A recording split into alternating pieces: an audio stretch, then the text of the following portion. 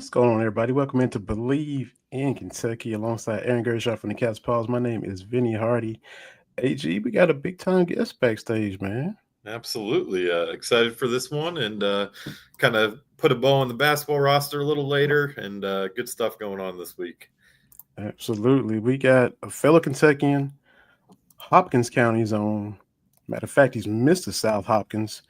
See him on SportsCenter, see him at the Masters, host of other things on ESPN. We're talking about none other than our guy, Michael Eaves. Michael, man, appreciate you stopping by. How you doing today? I'm good, man. I haven't heard that Mr. South Hopkins in a long time, bro.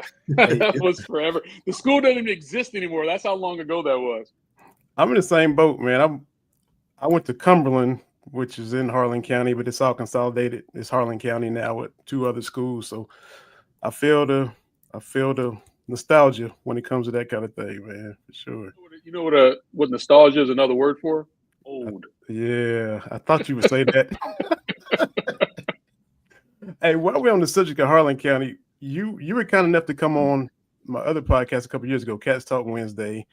It was not on video. You called in, and towards the end, I mentioned that I was from Harlan County. You thought I said I was from Hardin County, and you were about ready to come through the phone and throw some hands because I think you were. I don't know about throw hands, but I remember.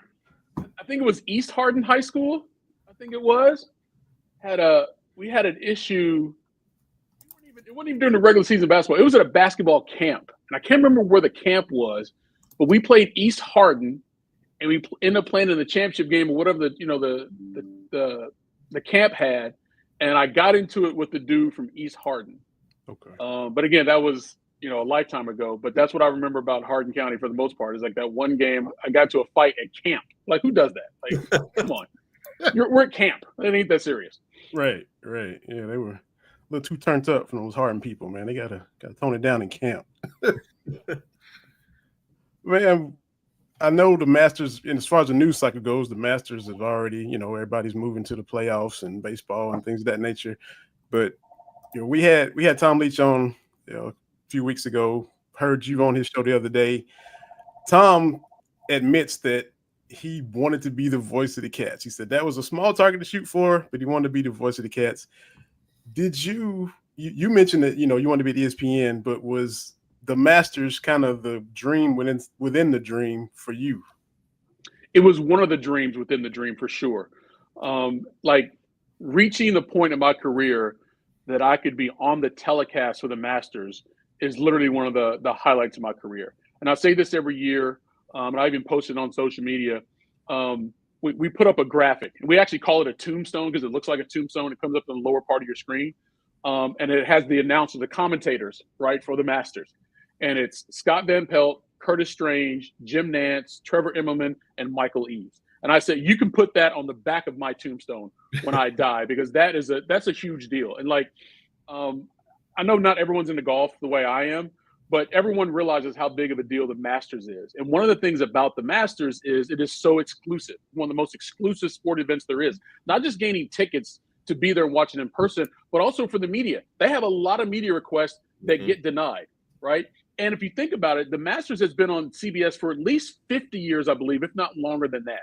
And over that course of time, there's only been a handful of people who've actually been on the telecast. Now, if you compare that to Super Bowls or Final Fours or NBA Finals or anything else, there's a lot more people, broadcasters, that have been on those telecasts. So for me to be one of those names on the actual telecast, that's a huge deal for me personally, and even just for the profession. I'm the first Black person to be on there, right? So that's a big deal as well. But for me, it's definitely one of the highlights of my career. Yeah, for sure. So, on that note, what was your golf journey like? For someone that looks like you and I in our home state of Kentucky, what was that like? Because you made history being the first Black golfer to qualify for the KHSAA state tournament. So, just what was that path like for you? I grew up playing golf with a bunch of old men. My dad taught me how to play golf, and my dad played, and my dad was 52 when I was born, right? So it's a huge age gap there. So I just wanted to be around him when I was little, and he played a lot of golf. He said, well, if you're going to be out here, you're going to have to learn how to play properly. And that's why I really started picking the game up around 8, 9 years old. But then, like, none of my friends wanted to play golf. I mean, golf wasn't cool in the 80s. I mean, let's be real, it just wasn't. Golf didn't get cool to young kids until Tiger came on the scene, and that was, the mid 90s, right? So for me to play golf on the regular, I was always playing with my dad's friends. So I'm playing with guys in their 60s all the time, right? Now, once I got a little bit older, I started playing in some junior tournaments and things of that nature. But for the most part, it was just me and old people. Matter of fact, 4 years of my high school, of the 4 years of my high school, 2 of those years, I was the only guy on the golf team. I would just go and play for medalist honors each week and then try to qualify, obviously, for the state tournament. And so when I was finally able to do that as a senior at South Hopkins, that was a big deal for sure.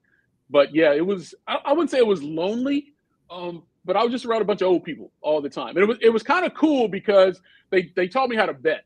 So I knew very early on, you're going to be on the golf course, how to recognize hustlers and, how to play for money, which has been invaluable since I stopped playing competitive golf, because that's all I do now is play with my friends and we play for money. So if anything, they taught me how to play and they also taught me how to gamble. There you go. There you go, man. Aaron, don't let me just No, you're good. and Keep hog going. it, You're man, good. because I'll be getting excited and stuff. But as far as, covering the Masters, how many years is it for you now getting to go to Augusta since you've been? This was my 9th in a row, I believe. Okay. Yeah. So how do you approach it? Were you just as excited this past time as you were the first time? Are the hype, the anticipation, is it just the same every time, even though you've been countless times? Not quite like the first one, because that's something I've been dreaming about my entire life. Not just to work the event, but just to be able to be on the ground and see it for the first time. So I don't think anything will match that excitement. And then it was even different the first year that I was on the actual telecast. It's only been like the last 4 or 5 years. So that's a different level of expectation as well. But here's the thing, and I actually was talking about this earlier today. It's one of the more unique golf tournaments for a number of reasons. But one of the things I love about it the most, everyone is excited to be there. Whether they're the players who are trying to win the first major of the year, and some of them are making their debut. They've never been on the grounds before ever. And also just the people, the patrons who get to go there for the first time. Everyone's in a good mood. Or if you've been there for 20 years, you're always excited to go back there. So that energy and that vibe is so present as soon as you get there. I mean, I fly in on Sunday. I'm on the grounds either that afternoon or first thing Monday morning. So as soon as you get out there, you feel just the goodness of being there, right? Everyone's just always in a good mood. And so often we get tremendous stories, right? And you think about what happened here with Rory, that's one of the best sports stories we've had in a long time. And so much of that happens because it is Augusta National, it is the Masters. And so it's always been my favorite sporting event. Golf is not my favorite sport to cover, that's the NBA, but the Masters is my favorite event. And like Scott Van Pelt and I, we like to call it, it's one of one. There are other golf tournaments, there are other major championships, but there's only one Masters. And it's special each and every year. So being that you played all, football, basketball, baseball, and golf, what was your favorite sport to play and what was your best sport? My best sport was definitely, let me rephrase that. My favorite sport was definitely basketball. I probably would have been a better football player. I was undersized to play basketball.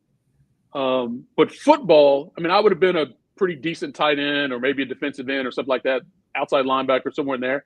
But like when I first school, like South Hopkins, my high school, didn't have a football team until I was in like the 6th grade, I think. So by the time I got to high school, they hadn't won a game yet. Wow. They were trash for like 3 years. As you would expect, they didn't have a program that started from scratch. And so there was no incentive for me to go out there and try to play. I'm trying to get a scholarship, right? You're playing football. You want to go to college and play. Nobody was going to see me out there. If they did see me, I was probably getting my ass whooped, right? Because we South couldn't beat anybody for a long time. And I remember my last freshman, sophomore, and junior year, the football coach came to my house every summer to try to get me to play. Because I played 6th, 7th, and 8th grade, but when I got to high school, I'm like, man, I ain't going out there and getting whooped, and I can concentrate on basketball and golf. So that's why I decided not to play. But if I'd have been let's say I went to North Hopkins in Madisonville, which had a football team for a long time, or Christian County or some of the larger schools, I probably would have continued to play football, and I probably would have been better at it just because my size was more conducive to the position I was playing than in basketball. Makes sense. Now, going back to Augusta, as you cover the Masters, do you look to cover it the same way? Do you approach it the same way, or do you I'm gonna try this way, this angle, or I don't know if that even makes any sense. But do you go in with the same mindset, or do you go in looking for different angles and approaches each time? Well, I mean, it's the same every year, Yeah. and more than anything, I just want to be prepared, Mhm. right? Because I mean, there were 91 players in the field. Not all of them are going to win. I mean, not all of them are going to contend. So there's only a handful of guys you really have to concentrate on for your preparation, right? It'd be different for the PGA Championship because the field is much larger. But the Masters, it's the smallest golf field you'll see outside of like a signature event that has like 60 people, or the Tour Championship, for example. So my preparation is the same. And then I just kind of sit back and wait for the stories to develop. I mean, there are ideas, could happen, right? Scotty Scheffler could have won back-to-back. No one had done that since Tiger, like almost 25 years ago. Rory McIlroy obviously was trying to complete the career Grand Slam, his 11th attempt, the most anyone has ever had. So those stories are possibilities when the week starts. But once we get to Thursday and balls are in the air, then you just kind of have to react to see what happens, right? So the approach is always the same, to be as prepared as possible. And the better prepared you are, then you can react to whatever happens. Right? And that's always been my philosophy with pretty much everything in sports, whether it's something I know very well, like golf and the NBA and college basketball as well. Like when I started doing the UFC a few years ago, like I was a casual UFC fan. I would check out maybe 3 or 4 pay-per-views a year, but I wasn't into it all the time. And so that, I had to prepare not differently, but I had to be even more thorough just because I didn't cover the sport as well, right? And so like when people who are coming up in my profession and they're looking for advice, I tell them one thing: like you have to treat assignments, classes in school, even when you went to college, right? Whatever your major was, there's probably some classes you had to take that you didn't really have a lot of interest in, or you didn't have a lot of experience in, but you still want to keep your grades up, right? Because you want to have a good GPA, or maybe you're on a scholarship and you need to keep it. So you had to dial in and really focus and study those things that you didn't really enjoy, or you probably necessarily wouldn't use forever, right? So that's always been my approach when it came to doing this job. Whatever I'm doing, this assignment, it's a class or it's a test. I have to study for this test. I have to study for this class. Same approach, right? And if you're thorough, regardless of what is on that test, you're probably going to have a pretty good chance of passing. Cover all your bases that way for sure. Never get caught slipping either. So makes sense. I got to flip to college basketball. The Final Four. I know the Masters are looming. No doubt you're preparing and multitasking and all that. I think Final Four Saturday. Did you and yourself and Nicole have the Duke Houston highlight, if I'm not mistaken? Yep, we did. Mm-hmm. Now, you correct me if I'm wrong. Tell me I'm tripping. This is how I think it went in my head, because as soon as Duke goes from up 67-61, they lose 70-67, the collapse, Houston wins, but it's all about Duke losing. As soon as the highlight is over, there is a Cooper Flag retrospective. I think Carl Ravitch does it.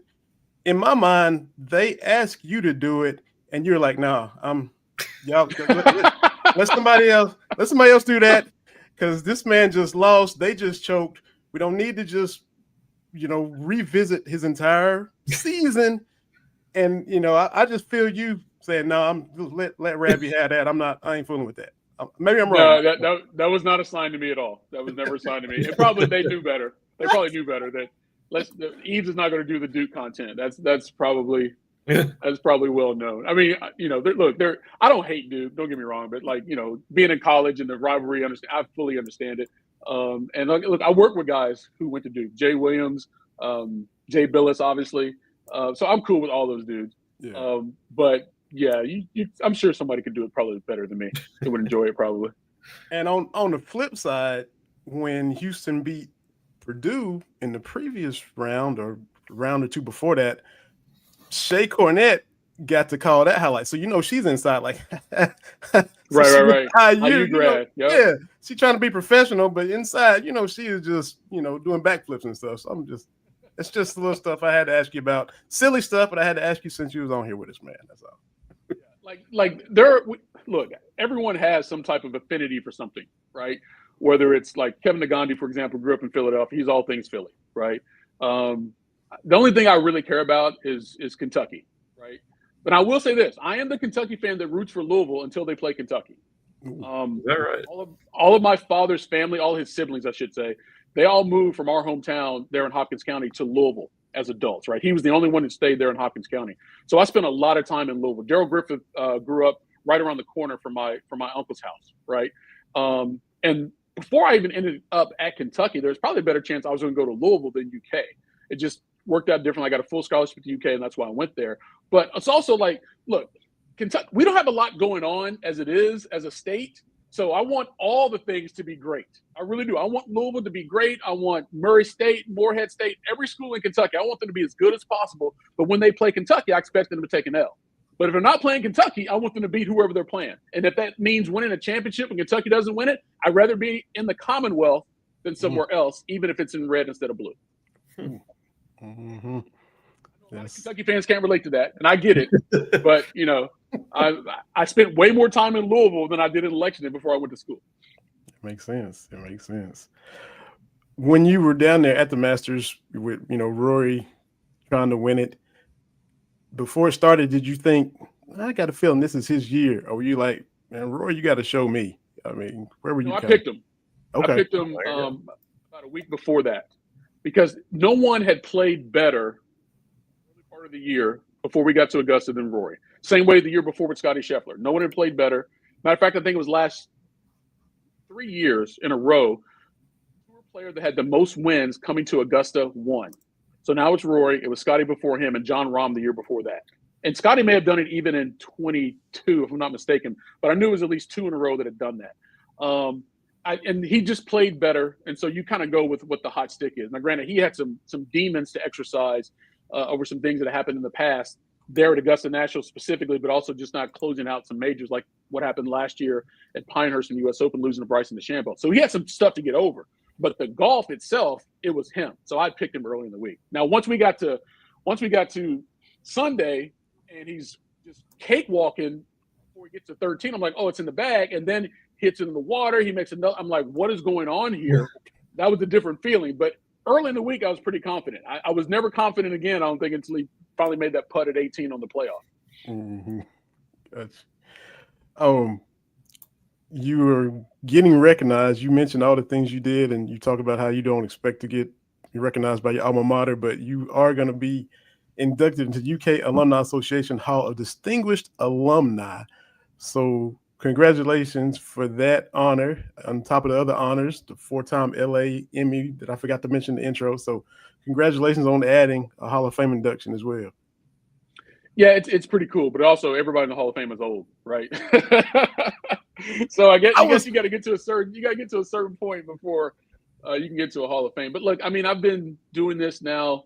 By the time we get to September there in Lexington, I'll have been in this profession for 32 years, right? I got my first TV job at WKYT there in Lexington in August of 1993, actually before I graduated. So I've been doing it for a long time. But again, like so much of my career has been because of what happened to me in Kentucky, whether it was just growing up where I did there in White Plains in Hopkins County, going to UK for those 4 years. And then after I graduated, my first full-time job in TV was right there in Lexington at WKYT. So I spent the first, 27 years of my life in Kentucky, right? So that's the basis of everything that's happened for me in my career. And so to be recognized by my alma mater is a big deal. But it's also, it's a celebration that goes beyond just me. So like when I go back there in September, I'm going to have a private reception for some friends of mine and family members, friends. My first grade teacher's coming. My high school homeroom teacher's coming. Like Rob Bromley's coming. Dick Gabriel, who gave me my first opportunity. Yeah. So some people who've been very instrumental in my career. Like it's a celebration for them as well, because I wouldn't be where I am without a lot of people along the way. I don't care how successful you are. Someone helped you somewhere. And probably multiple people helped you multiple times. And for me, I just want to recognize those people who've been, along the way with me, whether they're friends, colleagues, family, whomever. So that's the most thing I'm looking forward to, because I don't get to Lexington very often. Before my mom died last year, most times I would go to Kentucky, I'm down in Madisonville, which is 3 hours from Lexington. So it's hard to go there, go up to Lexington, and come back. So if I'm coming to Lexington, typically it's for something specific. But I don't get there very often.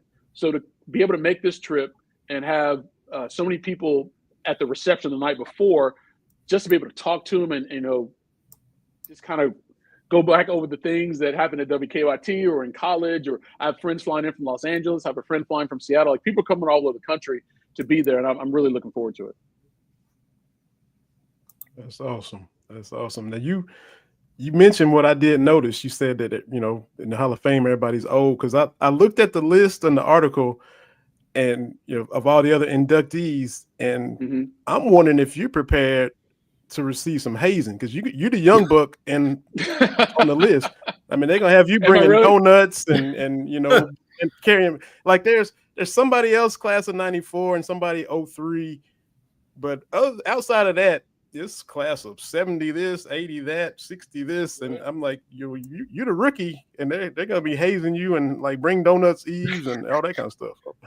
I'm not sure what the protocol is for Hall of Fame hazing. Actually, I may have to look that up. Yeah. Yeah, it's just, and Dave Baker for the Pro Football Hall of Fame in Canton. He knocks on everybody's door and lets them know, Calvin Johnson, we're so glad to have you in the Hall of Fame. And so, did Buzz Baker come by your hotel and say, Michael Eaves?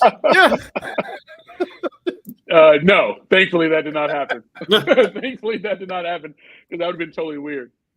No, someone from the Alumni Association. Actually, someone gave me a heads up that it was going to happen, and then I got the official call, which is, again, it's still very humbling. It really is, and I'm joking about being old or whatever, but it's very humbling for someone to look at you and recognize what you've done, and I'm honored to be able to say that I'll be an alumni distinction, considering some of the other people have gone in there. But it is, again, it's a reflection of the school itself. Like everyone who tries to do what I do, like there are certain schools you're told to go to, whether it's Missouri or Syracuse or Northwestern. Those are the three. Arizona State has a good program. But like I went to Kentucky, and it wasn't known as a journalism program when I went there, especially for broadcast. There was no broadcast curriculum hardly at all when I first enrolled in classes in the fall of 1990. But there have been people who've come through there who've had really successful careers, and I've fortunate enough to be one of them, and reach the pinnacle of what I wanted to do, which was cover major championship sports and work for the largest sports network in the world, which is ESPN. But it all happened because I went to Kentucky, right? If I'd gone to Louisville or gone to Bowling Green, I'm not sure it would have happened the same way, right? So I'm glad that it played out the way I did, and Kentucky obviously had a lot to do with that. For sure. Did you have any interactions with Lee Corso since we found out he's going to do his last game this fall? Did you cross paths with him? No, I don't. I've only seen Lee twice in my life. Wow. Because obviously he only goes to game day, and there's only been 2 events where I've worked that coexisted with game day. One of them was right there in Louisville, though. It was when Lamar was still in school. I think they played Florida State in Louisville. Both teams were undefeated. Maybe at the time it was like maybe the 3rd, 4th game of the year. So we did SportsCenter before game day, and then I was there. So I saw Lee there, and other time was at the Rose Bowl. But yeah, there's so many people that work for us that I never see. There are people who live here in Connecticut who do SportsCenter that I never see because our schedules are so opposite. Like if you work in the daytime, I'm never going to see you on campus. I'm just not, because I don't get to work until like maybe 6 in the evening, right? I might catch Elle and Kevin Nagandi coming off the 6 o'clock show, maybe. But other than that, people in the morning, the 2 o'clock show, like NFL Live, those shows, we never cross paths. At least not on campus regularly scheduled, right? It's like I saw Laura Rutledge in Augusta because she was doing stuff for our master's coverage, right? But I never see her on campus. Right. That's crazy. So flashback to a year ago, and Mark Pope was about to get hired. Cal's tenure has come to an end. No doubt you're keeping up with everything from afar. So your thoughts on how, of course, Scott Drew and everybody saying no. Your thoughts on Coach Pope getting hired and how everything played out? Well, I hated the way Cal's reign ended, right? And I'm not saying it wasn't time for him to go. I'm not saying that at all. but the way it ended just didn't look good because he and Mitch had come out and said that he's going to stay, he's going to be fine. And then all of a sudden, next thing you know, he's going to Arkansas. It's just not a good look, right? Now, granted, those two guys didn't get along, and I understand both sides of it, probably more from Cal's side than Mitch's, quite honestly. But I didn't like the way the whole thing ended. And then Kentucky's in a position that they didn't think they were going to be in, trying to go find a new coach. And all these people said no. And for me, that was hard to accept as an alum and a Kentucky fan, considering where this program stands, right? So then to me, it became a reflection of the athletic department and maybe how Cal was treated towards the end, or at least the perception of it. And other coaches were like, well, I don't want to go there because they're going to run me off too. To me, it was a poor reflection of the athletic department as much as the school, okay? And then, so now you're scrambling. People are saying no, and you go to Mark Pope. The time that he was hired, I did not feel as if he was the best person for the job. Just because his coaching career, I felt, wasn't deep enough to prove that he could step into that situation under those circumstances and be successful, right? Thankfully, he was able to do that. And look, the best part about him, the reason you would have gone to him at that moment was because he did have that experience of being at Kentucky, understanding what it means, and he also won a championship, right? And he played for one of the best coaches of all time in Rick Pitino. So those things matter. He just didn't have the experience. But because he had the experience at Kentucky, it helped him a long way. And then the way he was able to assemble that roster, no roster at all when he got the job, and have a chance to compete in the hardest conference in the country, and then finally get out of the first round in the NCAA tournament, Kentucky fans could not be happier job that Mark did. We could not be more proud of those guys that came in and played for him in that first year and what they did, right? Now, the only thing that did was give us more expectations for this upcoming season. Now that he's been there for a year, players across the country, whether high school players or transfer players, have seen what he could do under those circumstances. And now he has a chance to go out and evaluate his own talent with more time to assemble the roster that he would ideally put together, as opposed to one maybe he had no choice but to put together, right? So all of that to be said, great job, Mark. What you going to do for us now? That's right. His own success. But all coaches are. Yeah. All coaches are victims of their own success. And I hope that he keeps raising the expectation, because that just means the team's getting better and better each year. We were right there with you as far as the whole having to wrap your head around Mark Pope getting hired, because you know this, Mike. We don't do the keep it in the family stuff like North Carolina. We don't have the Matt Doherty, Bill Guthridge, all that kind of stuff where you just a It's a shame. We should. And I'll tell you what, I'm going to go back a couple years, right? So I left Lexington. I went to Memphis. That was my second TV job. And while I was there, Calipari got Memphis job, right? So I got to know him while we were there. Then I went to LA, and he was still in Memphis. And so when he got that Kentucky job, the Nike Hoop Summit was played in Portland, right? And that was the top high school players taking on the best international players. So that had John Wall, Boogie Cousins. It was that crew on that team. I ran into Calipari at the Nike employee store, and we started talking. And he's like, "What do I need to know about this job?" I said, "One of the first things you need to do is to get the former players back involved in the program, right?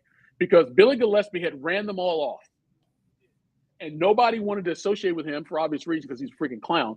But he ran those dudes off. Like, why would you not tap in to that culture?" Well, because he's an idiot. But that's what you need to do, right?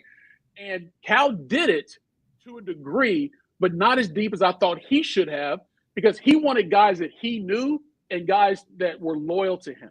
And that's why you had the same assistants be there more than once after they failed as head coaches, because he still trusted those guys.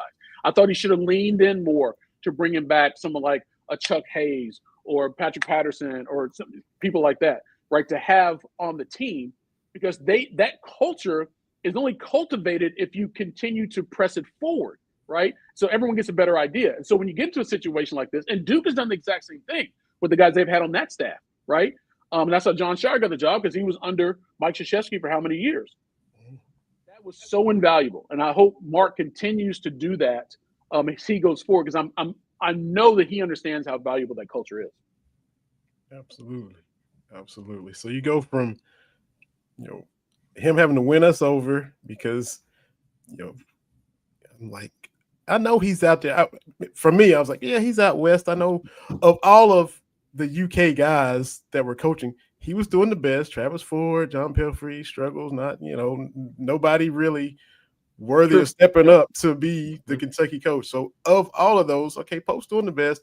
But like you said, the experience, the resume was a little thin because every coach that comes to Kentucky had already done a little something. Rick Pitino had taken Providence to the Final Four. Tubby had done, Tulsa and Georgia. Yeah, and Tubby should have beat Syracuse. John Wallace and them shouldn't have been there in 96.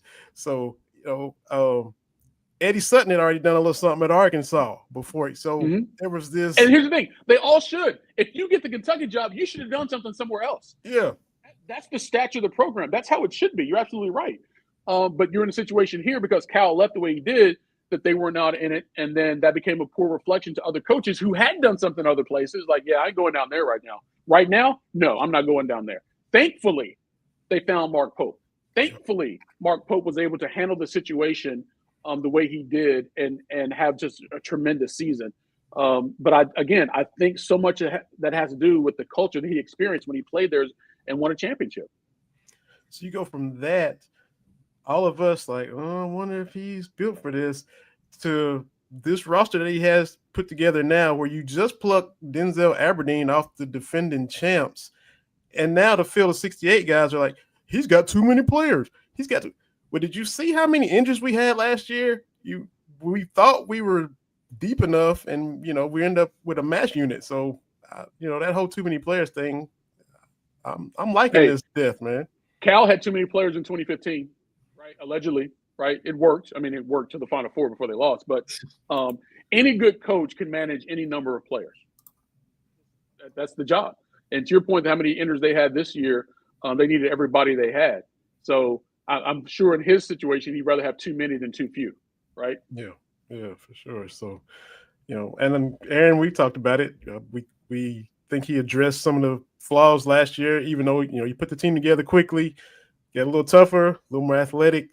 You got some guys on this squad that if we want to go to a back alley and kind of just roll up our sleeves and fight, we got some guys with a little more dog in them this year. No disrespect to that first team that came and did what they did, but y'all know what I'm saying. No doubt. Well, my thing is this though, and I'm not the typical fan in this regard, right? Because and I'll say the same thing about high school recruiting, and now we have the transfer portal. So it's all about player evaluation, right? Again, you're making the best educated guess on the data that you have, right? Whether it's what you see or what's on paper. You have no idea how players are going to play until they get to your program and they play with your other players and they're taught by your coaches, right? We don't know. And so I understand the anticipation and the built-in hope that you have with recruiting based on a player's ranking or what he did at another school or transfer, all that kind of stuff. We don't know how good these dudes are going to be. We don't. But in the offseason, we talk about they're so great, right? I mean, we got Aberdeen from Florida. They won a championship. I'd be like, why'd he leave, though? Why'd he leave there? Just want to go to Kentucky for a reason? Was there something else? Like, I look at it from both sides because you don't really know. And so I'm not trying to temper expectations here, but no matter what you think right now, you have no idea until they play their first game. The same thing with the NFL draft. You can say all you want about Cam Ward or Sanders or Travis Hunter. You don't know until they get to that team with those coaches and those other players, right? So I'm always hopeful. I mean, Pope is hope. I'm always hopeful for the upcoming season, but I don't know how good these guys are. I don't know how good they are at Kentucky, and that's the difference. Yeah, that's true. I agree. That's true for sure. Because I think a lot of fans, Aaron, were like, "Oh wait, he didn't do anything in Oklahoma," and comes here and he's a dude. So exactly, you just never know. You don't know. And you just don't know how they're going to mesh, too. Kentucky got, I wouldn't say lucky, but fortunate that group that had never played together, not a single minute, really meshed and loved each other, and the bond was great. And now, they'll have to do it again this year. You have some continuity with, I believe it's 5 guys, including Owe, maybe 4, coming back that can kind of show the ropes and be leaders. But, there's also some bigger paid guys now. Like Jaden Quaintance is coming in and he's making a lot of money. Same with Mo Diabate in Aberdeen. And, that's going to be up to Pope and the staff to make sure this group is able to bond and click as quickly as last year's did. And, there's no reason to believe it won't until it doesn't. But that's the one thing with this portal stuff where, Kentucky on paper is vastly improved. They're more athletic, but you got to see how the personalities mesh. I actually think the meshing would be more challenging this year than last year. Yes. Because last year, none of them knew. So the collective bond was their ignorance. Yes. What you bond around, like we don't know each other. We don't know these coaches. So we got us though. So let's just see how we all go forward here. We're now, like, you think this it's the benefit of having guys there that can kind of help the guys who've never been there. But at the same time, these guys know and they have an expectation where these guys don't know and they don't know what to expect. So how does that come together? It's more challenging. Even if they're better on paper, it's going to be more challenging. And that, to me, though, will give us even more indication of how good a coach Mark Pope is. Absolutely. How does he build his own culture while integrating new people and keeping the more seasoned guys there and all come together as one? That, no question. To me, is going to be the most intriguing aspect of this upcoming season. How does he do it with guys who already know and the guys who don't? Yep. Y'all are absolutely right. And this was a whole lot of fun. And man, we could just, if we had time, chop it up all day. But Mike, man, we appreciate you taking time to hop on here with us. And just an honor. And look, you know how proud the state is of you. Everybody watching you on SportsCenter, and you repping BBN in Bristol. And we appreciate you and just continued success. And congratulations on the induction. And thanks for taking time to hop on here on our little show, man. So we appreciate it. No problem, man. Go Cats. Absolutely. Appreciate it. Michael Eaves, SportsCenter, the Masters, and a whole lot more. Aaron Gershon, I know you run into the baseball game to cover the Cats, who just beat Tennessee 2 out of 3. Yes. Playing Louisville tonight, so let's keep that. Oh, my bad, Mike. There's Cats and cards in baseball. But, Still go Cats, though. That's right. That's right. Yeah. So let's keep that little momentum going, and we'll end on that note, y'all. For another episode of Believe in Kentucky, Believe Podcast Network. Subscribe, like, follow, and get this episode as well as others coming to y'all very soon. Go Cats, and we'll holler at everybody later in another episode of Believe in Kentucky.